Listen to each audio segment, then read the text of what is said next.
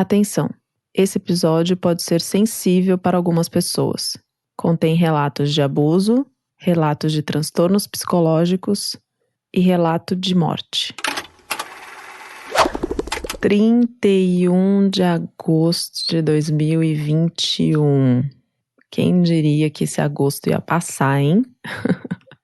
Esse mês que parece interminável chega ao fim com esse episódio especial do Baseado em Fatos Surreais. Se você ainda não mandou a sua história, bfsurreais@gmail.com. Se você ainda não apoia o Baseado em Fatos Surreais, bfsurreais.com.br/contribua. Se você é uma heroína que já teve a sua história contada aqui, manda seu relato para mim, conta como foi, o que você sentiu, qual foi a experiência de escutar a sua história contada por outra pessoa. Se você escutou aqui um caso que mexeu com você profundamente, manda também seu relato, suas reflexões, as coisas que você pensou. Eu tô aqui produzindo uma coisa muito legal para vocês e seria muito legal contar com esses relatos e reflexões de vocês. Agora, vamos pro caso surreal? Baseado em fatos surreais. Histórias de mulheres como nós, compartilhadas com empatia, intimidade e leveza. Onde o assunto é a vida e o detalhe surreal. A história que eu vou contar pra você, ela pode parecer um pouco confusa, meio fora de ordem. Talvez ela traga até alguns conteúdos que, não sei, possam ser sensíveis pra você. Mas pra mim é uma história muito importante que precisa ser contada, sabe? Precisa mesmo. Ali, pouco tempo antes da pandemia começar, eu perdi uma amiga. Só que não era uma amiga qualquer, assim. Era uma pessoa que eu tinha ficado muito próxima, mas muito, muito próxima mesmo, num momento bastante delicado da minha vida. Acontece que quando eu tinha 15 anos eu mudei para São Paulo e eu comecei a namorar um rapaz um pouco mais velho, de 18 anos. E o namoro era gostoso, as coisas fluíam, até que num determinado momento aquilo virou meio controle.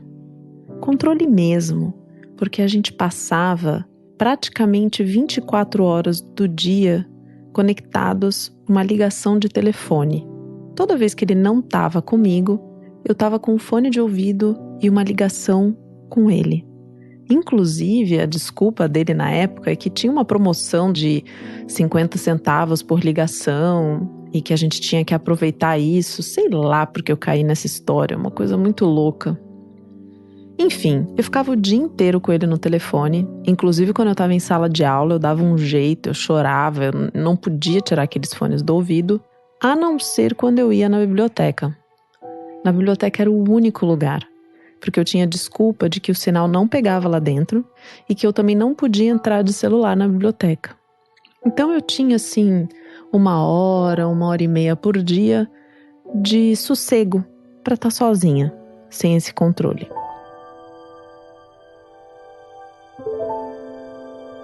E foi nesse contexto que eu conheci essa minha amiga. E a gente se conheceu de um jeito muito sutil, assim. Ela trocava bilhetes comigo, porque ela via que eu tava sempre meio abatida, com a carinha meio pra baixo, que não tava me sentindo muito bem. E ela começou a deixar recadinhos. Isso fez com que a gente se aproximasse.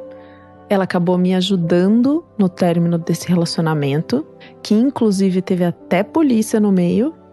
E a gente passou a ser inseparáveis de um jeito muito bom a partir daí. Era uma coisa assim, tão louca, que quando a gente dava risada, às vezes as pessoas achavam que era a mesma pessoa, só que com notas diferentes, sabe, do riso. Sei lá, éramos inseparáveis. De um jeito bom, muito gostoso. E pra mim, quando eu recebi a notícia do acidente dela, porque ela sofreu um acidente de carro, foi um choque muito grande, muito grande. E eu, por estar mais perto dela do que a família, acabei sendo a pessoa que foi até a cidade para encontrar ela no hospital, ver como estavam indo as coisas e, enfim, e se já fosse o caso, até reconhecer corpo e tal. Acabou que eu peguei ela no hospital, num estado muito difícil. Eu nem vou entrar em muito detalhe aqui, porque eu sei que isso é delicado. E ela veio a óbito e eu tive que lidar com esse luto, né? Inclusive, meu companheiro na época foi comigo, depois voltou. E logo em seguida que a gente voltou para a cidade, entrou a pandemia.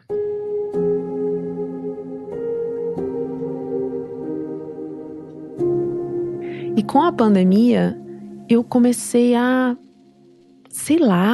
ficar muito paranoica com esse negócio de morte, de doença, com muito medo. Tava misturado o luto da minha amiga com o luto do planeta, com as pessoas doentes, com os números crescendo, com essa sensação de insegurança. Ai, era um sufoco, era uma coisa tão grande, tão grande, tão grande. E ao mesmo tempo, eu não sei, eu comecei a pesquisar coisas na internet e descobri que tinham mulheres que ao longo da vida se descobriam autistas. E eu, apesar de ser super comunicativa e ser aquela pessoa que olha no olho do outro, que cumprimenta o motorista de ônibus, eu não sei, eu fiquei com dúvida, eu queria investigar, eu estava sentindo um monte de coisa, minha cabeça estava ruim. Eu cheguei até a falar com o meu progenitor. Eu gosto até de falar dele desse jeito, porque é isso que ele é, meu progenitor. Nossa, e a resposta dele foi péssima. Péssima, péssima, péssima. Ele disse que se eu queria encontrar uma doença em mim, eu ia encontrar, e que se era isso mesmo, que eu fosse atrás, e que isso é uma coisa péssima, que não sei o quê. Enfim, não soube me acolher em nada, em nada, em nada, em nada. E aí, pandemia, minha cabeça girando muito, eu com uma coisa de querer falar. Eu tinha dias que eu não parava de falar e eu falava que eu queria parar de falar e não conseguia. Enfim, um processo que eu percebia que eu estava cada vez mais indo para um buraco, assim. Eu me via caindo nesse buraco, eu percebia que tinham lugares na parede desse buraco que eu poderia me agarrar e tentar subir, mas eu não tinha forças. Eu só me via caindo e a minha cabeça e o luto e todas as coisas acontecendo. Aí, eu e o meu companheiro decidimos nos mudar para casa de uns amigos de infância, para que a gente tivesse outras pessoas por perto e a gente se ajudasse. Período de pandemia, lockdown, todo mundo isolado. Fomos para casa desse meu amigo e eles cuidando de mim. Porque a gente estava com medo de ir no hospital. A gente estava com medo de procurar ajuda. Afinal de contas, no hospital estavam todas aquelas pessoas sendo internadas por conta do coronavírus. Ai, a situação foi degringolando, assim, foi ficando cada vez pior, cada vez pior. Eu tive surtos atrás de surtos até um momento em que não teve jeito e eles tiveram que me levar para o hospital. E foi uma coisa tão grave, mas tão grave, mas tão grave, que eu precisei tomar 4 injeções. Porque não foi uma, nem 2, nem 3 que conseguiu me acalmar naquele momento. Foi só na 4ª injeção. E aí, eu fiquei anestesiada, dopada. Fui levada para casa. Tenho a impressão de ter escutado coisas sendo ditas ali pelo meu progenitor e a mulher dele, sobre o meu corpo, sobre quem eu sou, sobre como eu cheirava, coisas horríveis, que sinceramente eu não sei dizer se são verdade, eu não sei dizer se foi tudo uma alucinação daquele momento, porque as lembranças dessa época são muito confusas mesmo. Eu só sei que eu fui para casa e eu passei meses de cama, quase que, como eu posso dizer, num estado vegetativo. A minha mente ficava flutuando e eu cheguei até a esquecer que aquela minha amiga, aquela minha melhor amiga, havia morrido. Acho que foi um choque muito grande essas coisas terem acontecido juntas, sabe? Só que em algum momento eu me lembrei de quando a gente foi assistir um filme juntas. Um filme que conta a história do Vincent van Gogh, das cartas e da relação que ele tinha com o Theodore.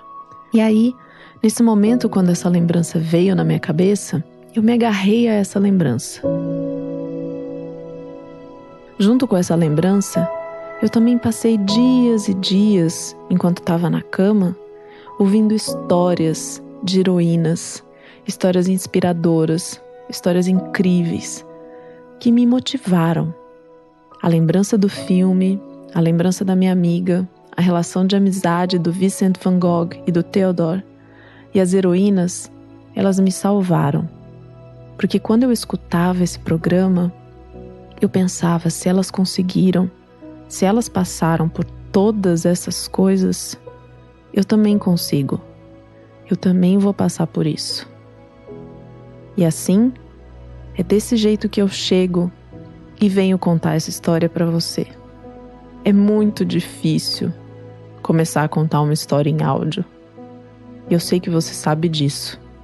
Mais difícil ainda, quando é uma história que toca a gente desse jeito. Mas para mim, era muito importante vir aqui e trazer o meu depoimento e falar o quanto esse programa transformou a minha vida e foi minha companhia nos últimos meses.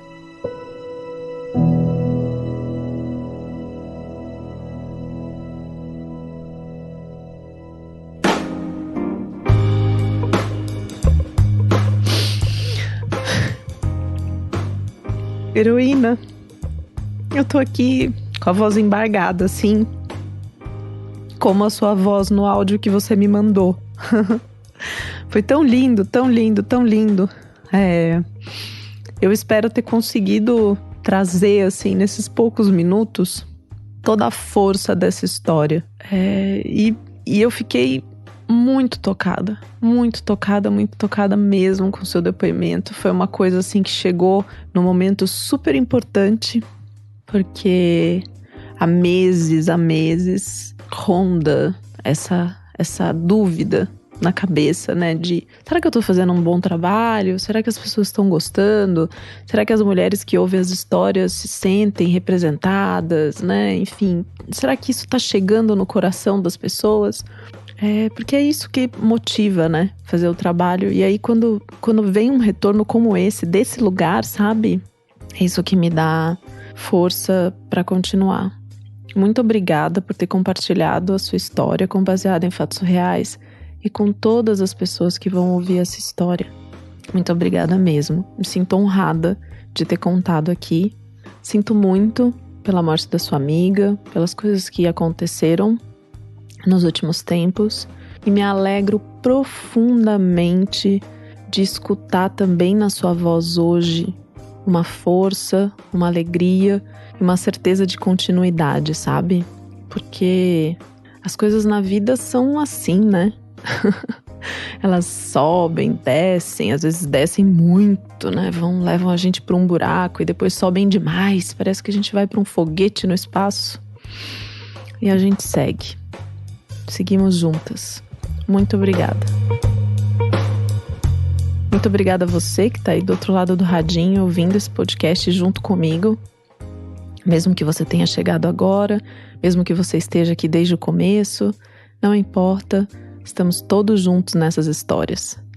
Se você tem uma história para contar que você acha que é surreal, porque é isso que importa, manda para cá. Se você quer apoiar esse podcast, apoia esse podcast. Se você quer distribuir esse podcast, distribua. O importante é a gente continuar honrando as histórias dessas mulheres incríveis que passam aqui pelo Baseado em Fatos Surreais. Até o próximo caso surreal.